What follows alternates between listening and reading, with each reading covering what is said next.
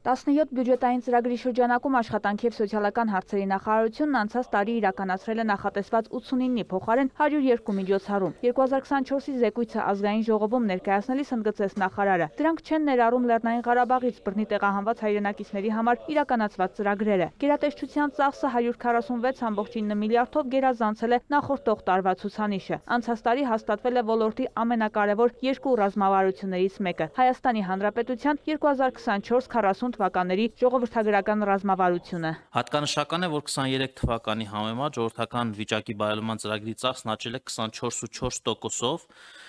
եւ սա խոսում է այն մասին, որ մենք նախորդ տարվա ընթացքում չենք սպասել, որպեսզի ռազմավարությունը հաստատվի եւ նոր, այլ ընթացս նաեւ մենք ունեցել ենք ծրագրեր, որոնք որ համընկել են նաև ժողովրդագրության, ռազմավարության, ռազմավարական նպատակների, մենք տարբեր ծրագրեր ենք իրականացրել։ Մկրտչյանը թվարկեց, մինչև 2 տարեկան երեխայի խնամքի նպաստի երեխա ունեցող ընտանիքների բնակարանային ապահովության պետական աջակցության, սահմանամերձ բնակավայրերում բնակարանային մատչելիության ապահովման պետական աջակցության ծրագրեր եւ այլն։ Ծախսերը ավելացել են տարբեր հանգամանքներով պայմանավորված։ Իսկ ինչ թվային պատկեր են ունենալու ժողովրդագրական ռազմավարության վերջնարդյունքում, հետաքրքրվեց Աղվան Վարդանյանը։ Աշխարհում հայտնի չեն ընտրված ռազմավարություններ, որոնք կարող են կանխորոշել հասարակության թվի հստակ աճը որոշակի ժամկետում պայմանավորված արտաքին գործոններով, նշեց նախարարը։ Ընդգծեց, բացահայտել են ամենակարևոր մարտահրավերը։ Մեր բնակչության կազմում մուտք են գործելու ավագ սերնդի ներկայացուցիչներ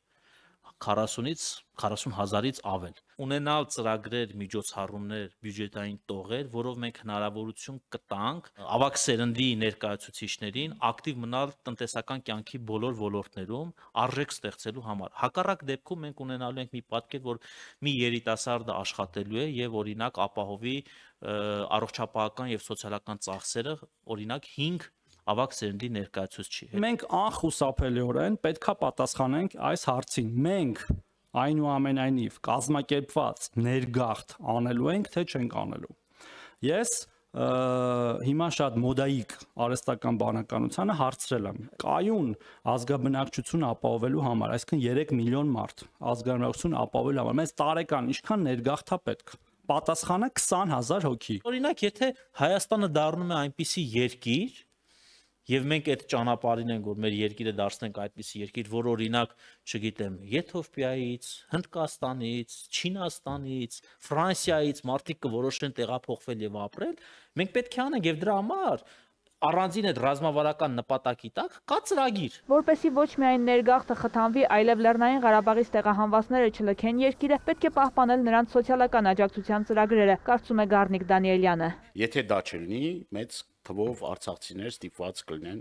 արտագաղթելու Հայաստանի Հանրապետությունից, իրապես իրենց համար սա կենսական նշանակություն ունի եւ դուք պետք է դա անպայմանորեն հաշվի առնեք։ Եվ նաև ուզում եմ ասել, որ այն դիմումները, որ ուղղվել են սոցիալ-նախարարություն, մեծ մասամբ այն մարդկանց խնդիրները, որ բարձրացվել են, լուծում են ստացել տարբեր խնդիրների հետ կապված։ Մենք պետք է խթանենք, որպեսզի այս ընտանիքները գնան եւ աշխատեն, աշխատանքի հնարավորությունը մեծացնենք, այլ ոչ թե անընդհատ կախվածության մեջ դնենք։ Իսկ արդյոք կենսաթոշակների բարձրացում նախատեսվում է, հարցինի պատասխան նախարարը հայտնեց։ Փորձելու են հետվճարի մեխանիզմը բարձրացնելով ավելացնել թոշակը, կկիրառվեն նաև այլ խթանիչներ, իսկ այսօր արդեն հետվճարի մեխանիզմից օգտվում է կենսաթոշակառուների մոտ 60%-ը։